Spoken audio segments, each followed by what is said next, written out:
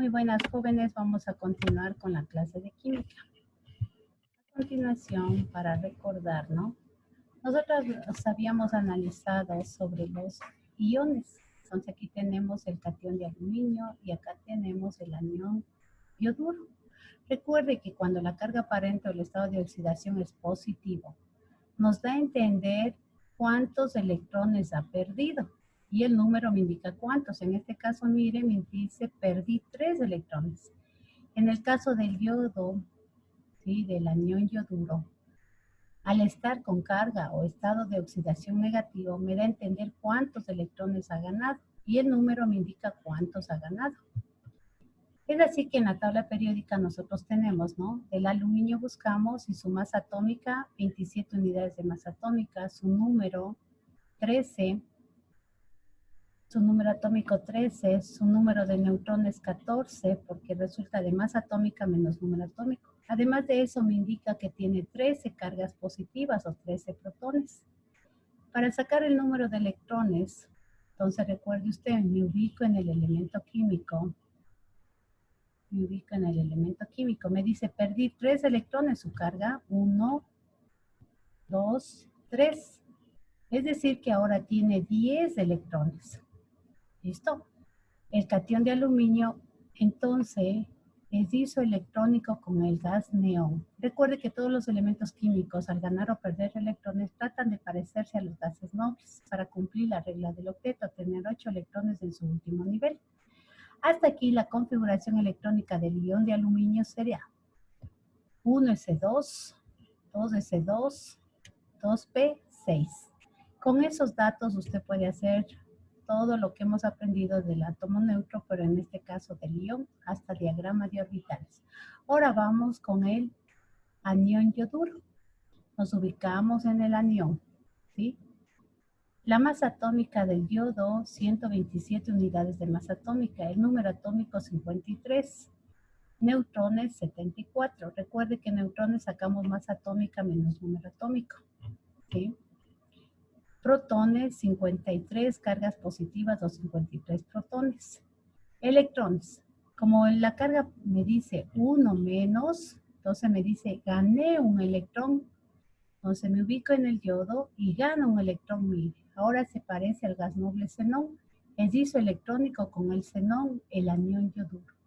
Y hasta aquí tenemos 1s2, 2s2, 2p6, 3s2, 3p6, 4s2, 3d10, 4p6, 5s2, 4d10, 5p6 sería la configuración electrónica del anión yoduro.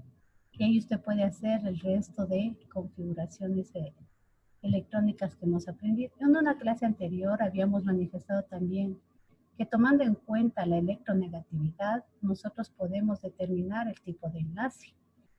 Si la diferencia de electronegatividad está entre 0 y 0.4, el tipo de enlace que se forma es covalente no polar, es decir, no va a haber ni polo positivo ni polo negativo. Si está entre 0.41 hasta 1.7 la diferencia de electronegatividad, el tipo de enlace que se forma es enlace covalente polar, es decir, va a tener un polo positivo y un polo negativo. Y si es mayor la diferencia de electronegatividad mayor a 1.7, el tipo de enlace que se forma es iónico. Esto veremos a continuación. Además de eso, en la tabla periódica hay una información importantísima que es muy valiosa para los químicos. Y esa información valiosa es la masa atómica. Entonces tenemos ahí a continuación las siguientes equivalencias solo con el dato de masa atómica, ¿sí? Recuerde que un elemento está constituido de átomos iguales que ocupan el mismo lugar en la tabla periódica. Así tenemos, mire, el elemento calcio, ¿sí? El elemento calcio es equivalente a 40 unidades de masa atómica de calcio. Si yo la unidad de masa atómica, que la simbolizo con la letra U minúscula, cambio a gramos, puedo decir también que es equivalente a 40 gramos de calcio. Y yo al modificar, solo al cambiar unidad de masa atómica a gramos, ¿sí? Ya le denomino átomo-gramo en química. Por esa razón, átomo-gramo es la expresión de la masa atómica en gramos, ¿sí? Por eso yo puedo decir 40 gramos de calcio es equivalente a un átomo gramo de calcio. Y como los átomos son tan pequeñitos, se emplea una medida que me determina la cantidad de sustancia, ¿sí? Y la unidad que necesitamos en química es la mol. Así como cuando vamos a la tienda compramos una libra de azúcar, compramos, ¿sí?, una libra de avena. Entonces en química se emplea la unidad llamada mol. Por esa razón, un átomo gramo de calcio es equivalente a una mol de átomos de calcio. 40 gramos de calcio es equivalente a una mol de átomos de calcio. Y para determinar cuántos átomos, ¿sí?, cuántos átomos habrá, ¿sí?, se emplea lo de Avogadro. Entonces, una mol de átomos de calcio tiene un número de Avogadro. Avogadro es un científico que hizo un experimento mediante el cual determinó un valor constante, 6,022 por 10 a la 23 especies.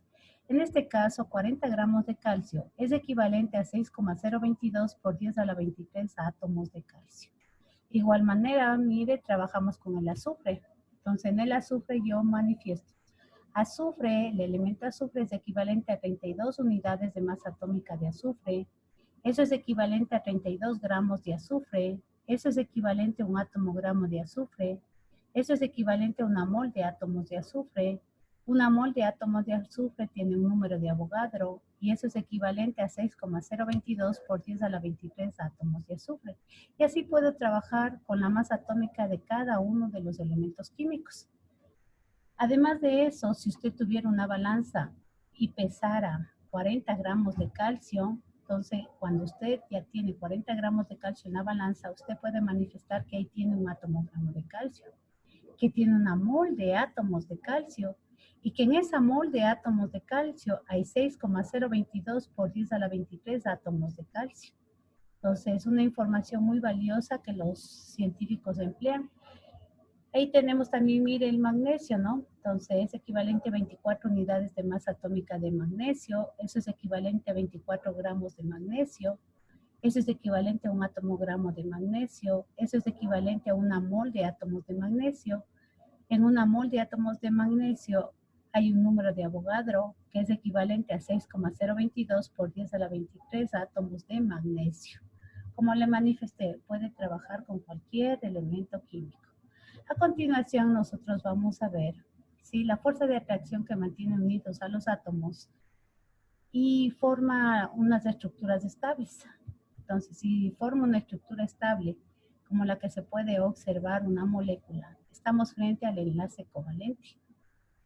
Si la estructura estable, si es un cristal metálico, estamos frente al enlace metálico. Y si forma un agregado iónico, tenemos el enlace iónico. Entonces son las fuerzas de atracción que mantienen unidos a los átomos para formar esas estructuras estables. Así vamos a ver que cuando se forma un agregado iónico, nosotros hablamos del enlace iónico electrovalente. En este enlace iónico electrovalente, como su nombre lo dice, iones, entonces va a haber la fuerza de atracción que une los átomos mediante sus iones. En este enlace iónico electrovalente se caracteriza porque va a haber transferencia de electrones, así como se puede observar en el siguiente gráfico. Mire, el sodio en su último nivel de energía tiene un electrón, así como está en su configuración electrónica. El cloro tiene 7 electrones en su último nivel, 1, 2, 3, 4, 5, 6, 7. Entonces, como sabemos, ¿no? El sodio es un metal. Al tener pocos electrones, va a perder electrones. El cloro es un no metal. Al tener más electrones en su último nivel, va a ganar un electrón. En este caso, mire, este electrón del sodio es transferido, ¿sí?, al cloro. Y al ser transferido al cloro, vamos a tener, ¿sí?, que el sodio se va a transformar en el ion de sodio y el cloro se va a transformar en el ion cloruro. Y van a formar esta estructura, este agregado iónico llamado cloruro de sodio, constituido por iones. Dentro de las características de los enlaces iónicos tenemos que, ¿sí?, se disuelven en el agua, como se puede aquí observar, ¿sí? Esto que está aquí rojo con blanco es agua, oxígeno, y lo que está con blanco representa el hidrógeno. Entonces aquí tenemos el cloro. Recuerde que el ion de cloro es más grande. Y aquí tenemos el catión de sodio. ¿Sí? Entonces se disuelven en el agua, entre sus características. La mayoría de compuestos, ¿sí? De enlaces iónicos, de sustancias de enlaces iónicos, ¿sí? Forman estructuras, como aquí se puede observar las estructuras que forma, ¿sí? Y aquí tenemos cloruro de cesio, sulfuro de zinc y fluoruro de calcio, ¿no? En estado sólido. Generalmente se presentan en estado sólido. Ya. Las sales, sin disolver, mire, aquí se observa el agregado iónico y acá el agua. ¿Sí? Cuando están así no conducen la corriente eléctrica. En cambio, cuando con una cucharita o con algo, si removemos, se disuelven, es decir, va a estar así. Y cuando están disueltos, conducen la corriente eléctrica. Sus puntos de ebullición y el punto de fusión son elevados, ¿no? Luego de eso tenemos, mire aquí las moléculas. Entonces, cuando la fuerza de atracción forma moléculas, ¿sí? Estamos frente al enlace covalente, y en el enlace covalente se caracteriza principalmente porque hay compartición de electrones. En la compartición de electrones, como se puede observar, mire, aquí tenemos cloro con cloro. Recuerde que se emplean aquí los puntos o asteriscos de Lewis, ¿no? Entonces aquí mire, en este cloro, ¿sí? El cloro, como se puede observar, mire, el cloro da su electrón, el otro cloro da su electrón y forman este enlace covalente. Están compartiendo un par de electrones, ¿sí? Y una vez que comparten, ya se puede ver aquí enlace covalente simple. Cada uno dio su electrón para hacer este enlace covalente simple. En el caso del oxígeno, recuerde que el oxígeno tenía 2 electrones libres.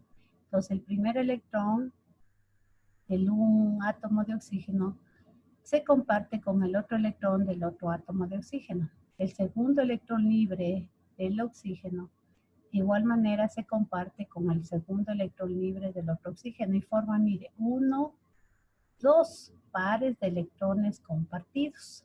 Aquí estamos frente a la presencia de enlace covalente doble.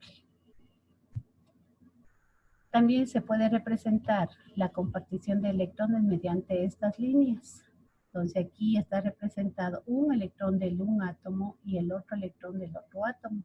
Aquí se puede observar los electrones, ¿sí? El par de electrones apareados, ¿no? Listo.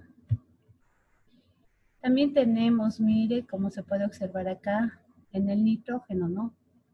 Recuerde que el nitrógeno tenía 5 electrones de valencia, 3 libres, y van a formar con los 3 libres, mire, entonces cada nitrógeno aporta con su electrón libre, cada nitrógeno aporta con su electrón libre y forma 1, 2, 3 pares de electrones compartidos, enlace covalente triple. Listo, aquí tenemos, mire, enlace covalente, ¿sí? Simple, porque un electrón es del hidrógeno y el otro electrón es del nitrógeno. Un electrón es del hidrógeno y el otro es del nitrógeno.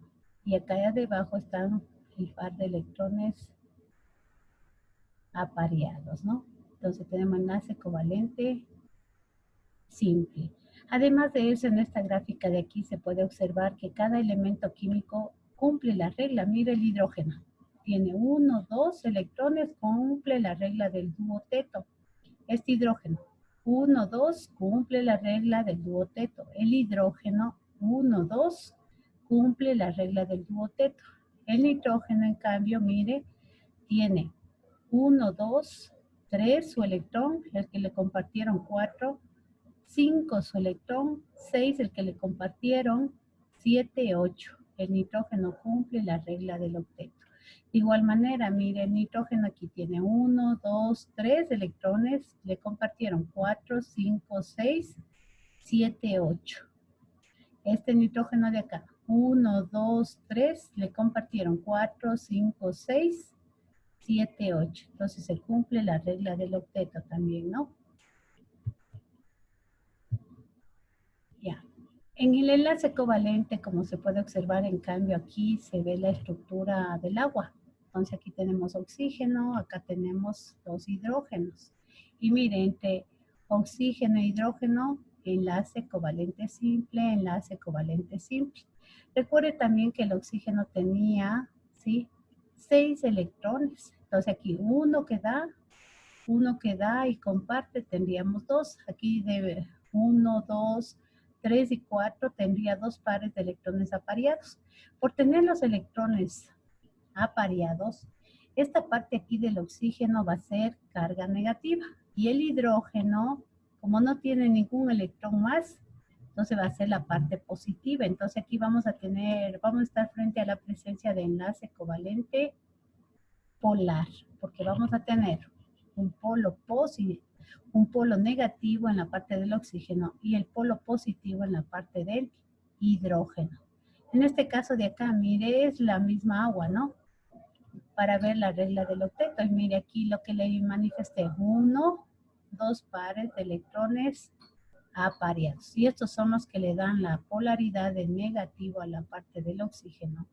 En cambio acá el hidrógeno, mire, no tiene ningún electrón, va a tener la parte positiva. Listo. Ahora también hay casos en que el elemento químico aporta con sus 2 electrones. Mire, aporta con sus 2 electrones para unirse al oxígeno, ¿sí? Entonces, solo él da sus 2 electrones. Mire aquí y observe acá también. Él da sus 2 electrones, ¿sí?, sus 2 electrones apareados para formar el enlace covalente. Entonces, cuando eso sucede, estamos frente al enlace covalente coordinativo. Listo, porque acá se puede observar, mire, hidrógeno da su electrón, el oxígeno da su electrón, enlace covalente simple. Listo.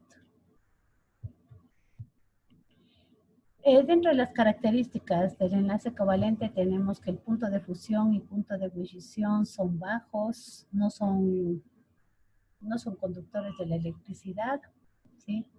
Se presentan en los 3 estados, gaseoso, líquido y sólido, ¿no? Aparte de eso, son solubles en solventes orgánicos, aunque hay ciertas excepciones. Listo. A continuación, cuando la fuerza de atracción que mantiene unidos a los átomos forman estas estructuras estables llamado cristal metálico, estamos frente al enlace metálico. Y en el enlace metálico, lo característico y lo particular es que los electrones de cada catión son móviles y pertenecen a la red metálica, formando el mar de electrones, como se puede observar en la siguiente gráfica. Mire, entonces tenemos en los metales, ¿no? El último electrón se pasea por todo lado, es móvil. Por eso permite que que en este enlace metálico sean dúctiles, sean maleables, conduzcan la corriente eléctrica y el calor. Y ahí tenemos un ejemplo. De igual manera acá, mire, los 2 electrones y la flechita me indica que se va a movilizar por toda la red, formando el famoso mar de electrones, ¿sí? Entonces los electrones pertenecen a toda la red, son móviles. Dentro de ejemplos de metales tenemos, mire, aquí se ve una infinidad de metales como el aluminio, el hierro, ¿sí? La mayoría son sólidos. El punto de fusión y ebullición son elevados. Y como le manifesté, por eso se hace con los metales sartenes, ollas, porque son buenos conductores del calor. Se emplean en la electricidad porque conducen la corriente eléctrica. Y hasta ahí, muchas gracias.